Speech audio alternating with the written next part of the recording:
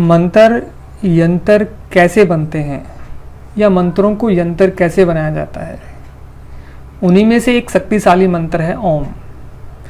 ओम को कैसे हम यंत्र बना के अपनी ऊर्जा को ऊपर चढ़ाएं। मन में ये प्रश्न होगा कि ओम का उच्चारण करते हैं, ओम बोलते हैं, कैसे ये यंत्र बनता है। आप एक छोटे से एग्जाम्पल से समझेंगे तो आपको चीज़ें समझ में आ जाएंगी।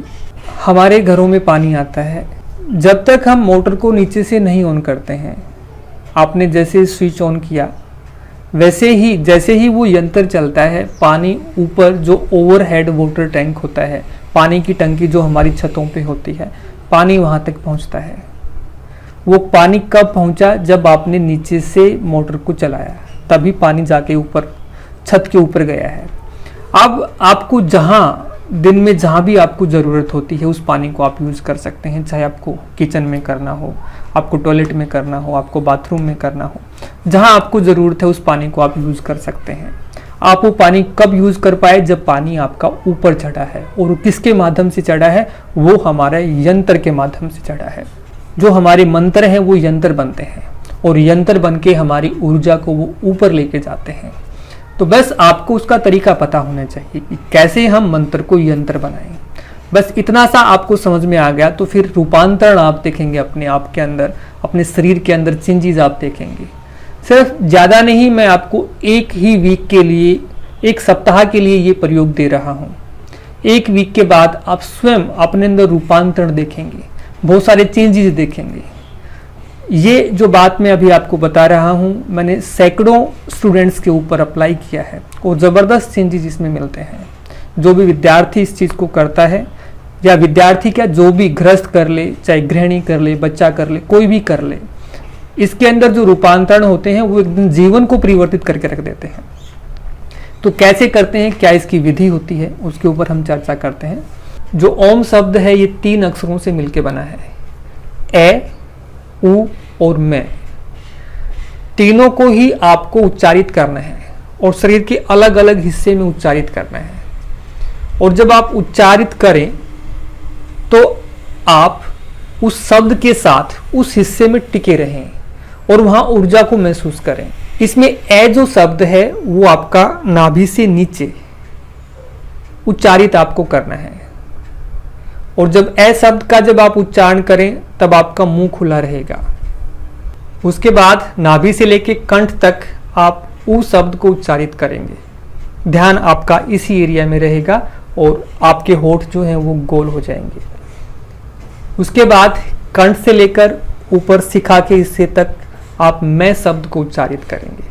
और जब मैं शब्द का उच्चारण आप करेंगे तो आपके होठ बंद हो जाएंगे और आपको महसूस करना है कि एनर्जी जो है आपकी, जो आपने ए, उ और मैं के माध्यम से यहाँ तक लेके आए हैं, एनर्जी जो आप ए और उ के माध्यम से यहाँ तक लेके आए हैं, मैं से आपने उस एनर्जी को ऊपर चढ़ा दिया है।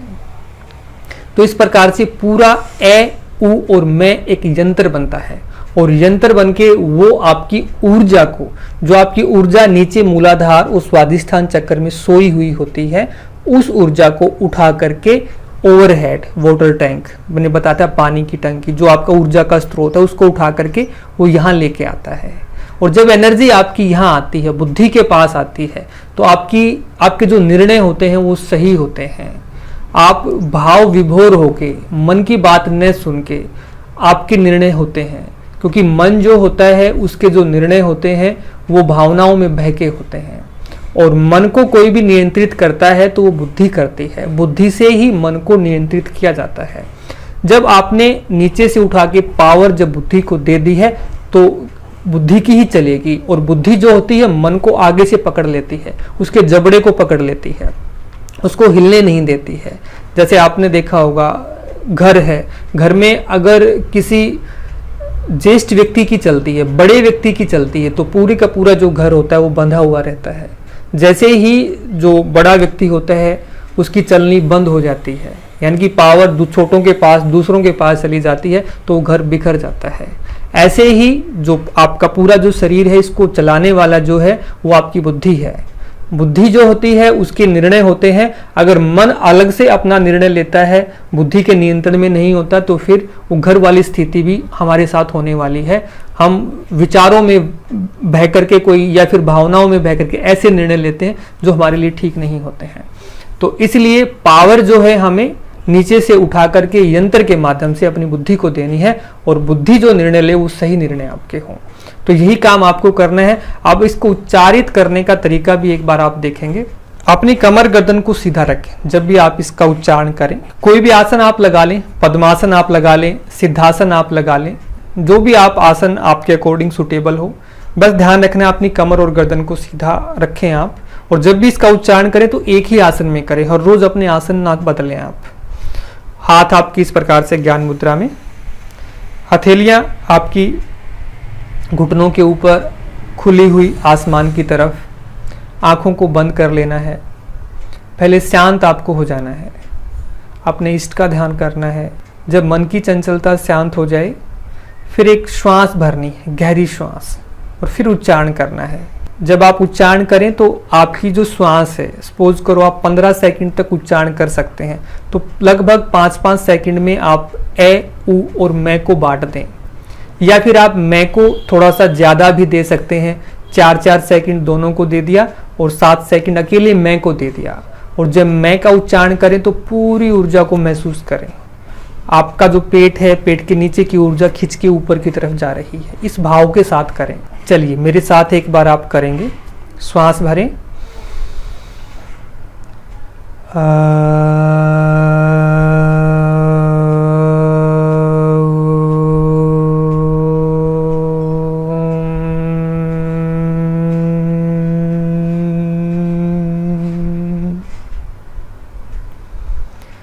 फिर से श्वास भरें, और फील करना है साथ साथ में, शब्दों के साथ में, एनर्जी आपकी रीढ़ की हड्डी के माध्यम से ऊपर जा रही है।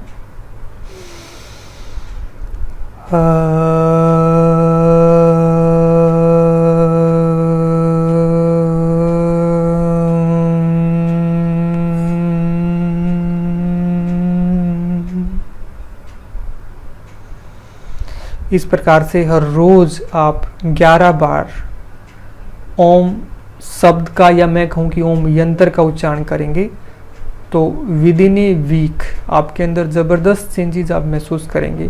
आपकी मन की चंचलता आपकी मिट जाएगी, पावर बुद्धि को मिलेगी, मन में स्थिरता आपकी रहेगी। इंद्रियां जो बाहरी विषयों की तरफ दौड़ती हैं वो दौड़ना बंद कर देंगी, आपके नियंत्रण में आ जाएंगी।